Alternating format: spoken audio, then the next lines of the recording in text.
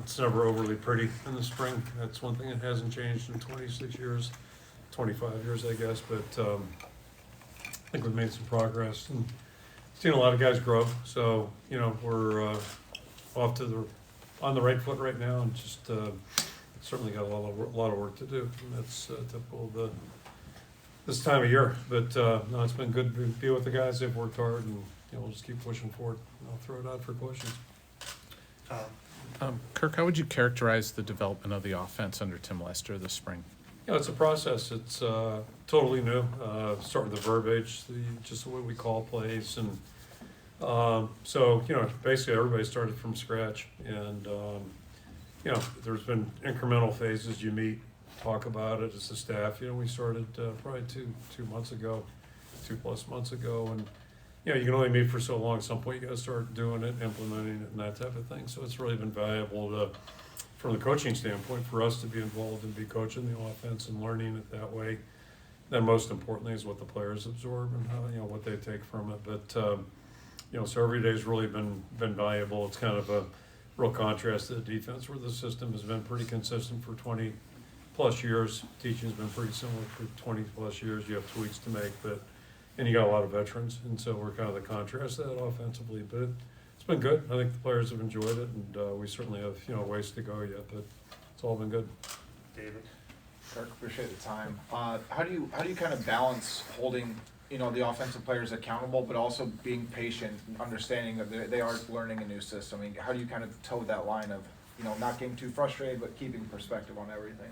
Yeah, I'm not sure there's a perfect balance there, but you just have to keep it in mind. And there are certain things that you expect to happen, maybe some more false starts, things like that with motions tend to bring that. But some of the things are still the basics, the quarterback center exchanges and things like that. It's just after a while, we got to get those cleaned up. And today's another phase. Not that it was, the stadium was packed, but you got music playing, you got people there, and so it's a different set of distractions potentially for the players. But there is a process to it, and I think we have seen, the biggest thing is that, week to week, practice to practice, we've seen improvement, and that's what you're hoping for. And certainly, by the time we get close to playing next August, we're going to have to be, a lot sharper than we were today. Adam? Dunker and Jones both out today, so you had some guys move up in the depth chart. How'd you think the line did today, and is it consistent with how they've improved this spring? Yeah, I'd say it's hard to, judge today until we see the tape, but I just, I look at spring practice. It's more about the whole 15 days, and I think the guys have really done a good job. I think they've picked up the system, but more importantly, they're more mature and more physical than we've been the last couple of years, and that's a good thing. A lot of familiar faces there. So we've got 2 guys out, but yet I think we're going to be a more veteran group than we've been the last several years. And with offensive line play, it's really important. Either side of the ball, just the maturity can really help. And I think we're on the right track. We're not there yet, but we're on the right track. And to get Logan and Jennings back, that'll help us as well. So, but this has been good for the other guys to get that work. It's important work, and if we can end up having 8 or 9 guys we can put in the game, that'd be a real plus for us. John?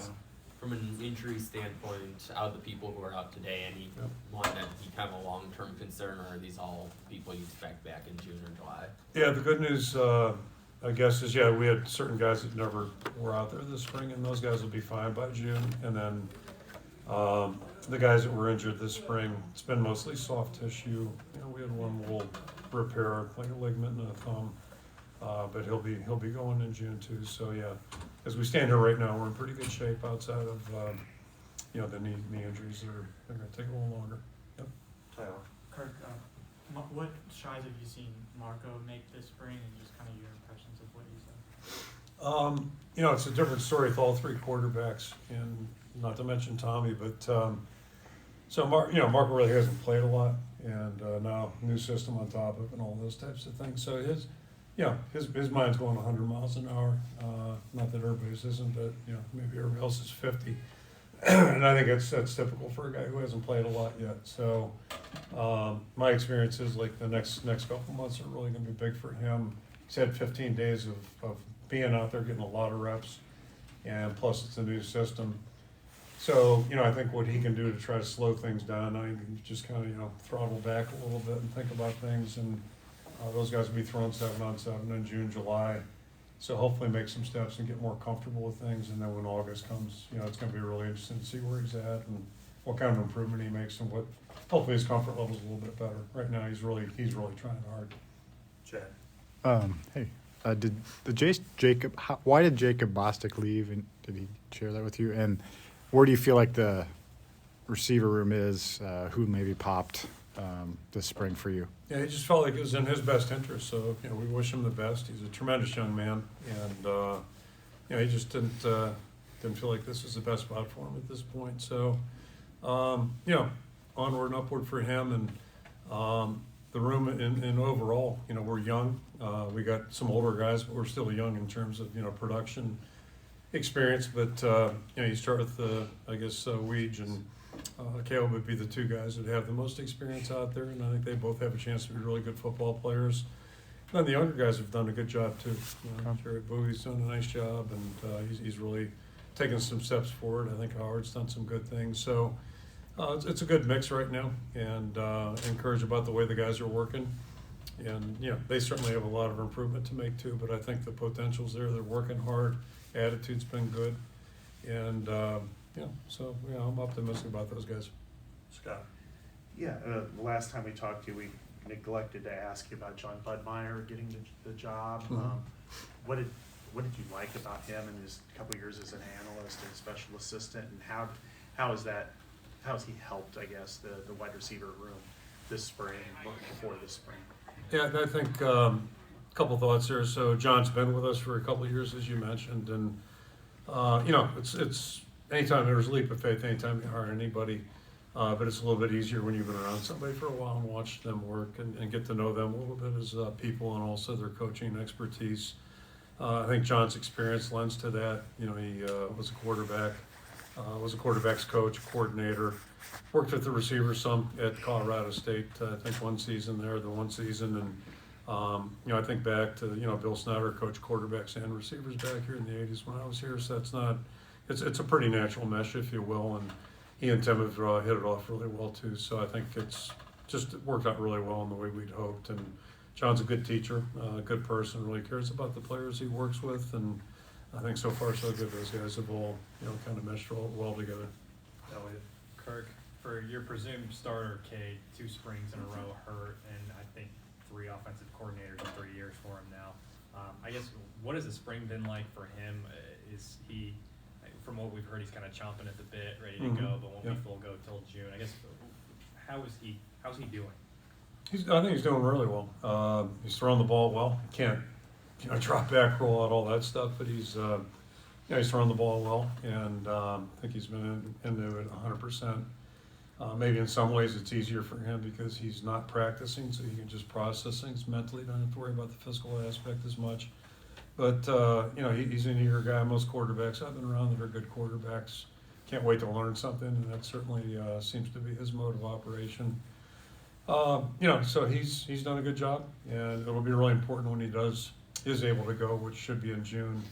Then he can start, implementing some of the stuff that he's been exposed to, and certainly August is going to be a really big month for him. But I think if there's a silver lining, my experience is at least guys that have played, it's a little bit easier for them when they get started. It comes back quicker than a guy who hasn't played. So those are, every situation has its own challenges, but I think we're optimistic he'll be ready to go, and should be able to catch up pretty quickly once we get going.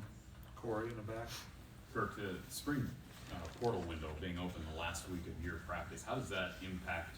I mean, I know you've got a recruiting staff, but I mean, I would have to think you'd prefer that window be open on Monday or Tuesday. Yeah, it's interesting, and it opened up last week, so maybe it's a reason to start spring ball earlier. Just think about the weather then, although last Saturday is really nice. But and there will probably be a new round of entries, more participants here this week in the portal, because a lot of people are finishing up today, and some people even are perhaps next week, as I understand it. So there's probably no perfect time, and we have done our due diligence. One nice thing about spring practice, it's not like we have game prep, so there are hours outside of practice in our meetings where we can kind of watch that stuff. And again, there's no ideal portal situation, I don't think. I guess maybe we're fortunate that we're not really, at least I don't anticipate us having to go out and get 10 guys or something like that. Some people, that's just kind of how they operate, so it's a little bit different. Jack in the back.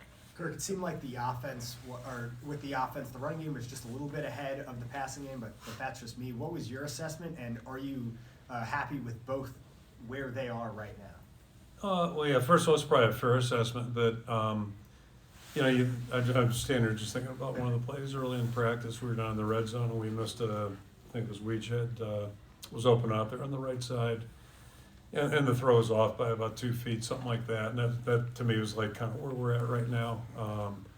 In the fall, we got to make that play. The play's there, you got to make it. And that's true of any play, run or pass. If it's available, if it's set up right, and you got a chance to convert it, that's what you need to do. And that's really the nature of football, and that's the challenge of offensive football, especially is the execution. It's it's easier said than done sometimes, but if you're not doing it in practice and not doing it consistently, then it's hard to think you're going to do it in competition, live competition. So,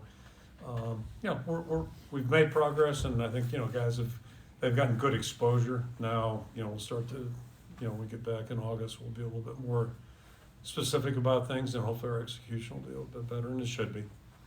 Blake.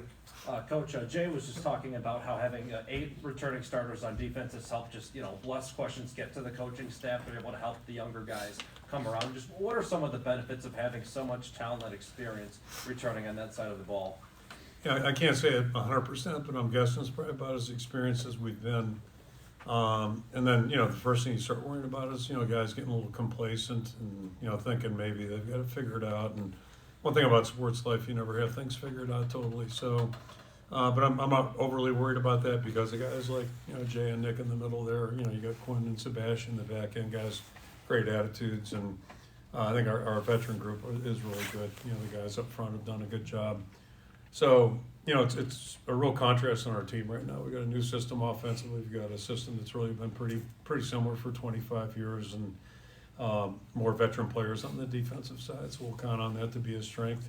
But they still got to go out and do it. We haven't, stopped anybody from making a first down. We haven't made one, so that's still where we're at here in April. And but I overall I like our team. I like the attitude and the work ethic they've demonstrated thus far, and I can't imagine there's any reason why they'd start to relax a little bit here.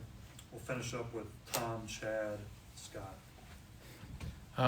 Kirk, do you anticipate adding in the portal? Do you anticipate being active in terms of additions to your roster? Yeah, I mean, we'll do anything we can to help our team, so we'll be looking at that and just studying it, and if there's an opportunity that presents itself that makes sense, we'll consider just like, and we plan to do it every year. We did it last year and had more openings last year, so we had more need to be involved.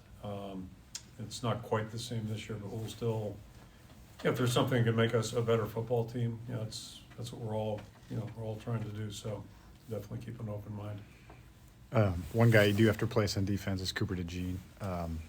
How did you come out of spring evaluating those 3 guys? It seems like there's 3 guys that are kind of competing for that one spot. Yeah, the good news is I think all 3 of those guys made strides, and I think we feel better about all 3 of them after 15 practices.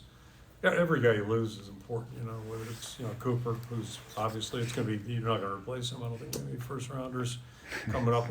Not at this point, at least they won't be first rounders next fall. But a guy like Joe Evans, I spoke to an NFL team about him last night, and just I remember when he walked in, I'm thinking, what are we going to do with this guy? And then after he got on the field, it's like, we'll find something, because he's a football player. And so, Logan Lee was out there today. Just guys like that are really valuable too. Every guy that's been out there playing for us, it's a loss. But yeah, I feel good about the corners right now, especially assuming Jamari's going to be back and should be at his best. So I think we've got a solid group there, and feel that way about all the younger guys. I think they've improved this spring. But now the question is going to be, where can they be when we get going here at the end of August? I have kind of a 2-parter, one short, one longer.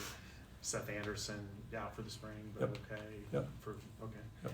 The other one. Should be good in June too. He's one of those guys with the soft tissue stuff, so should be fine in June. The A other one. little bit we did see you look good, Okay. but it's like a teaser. Yeah.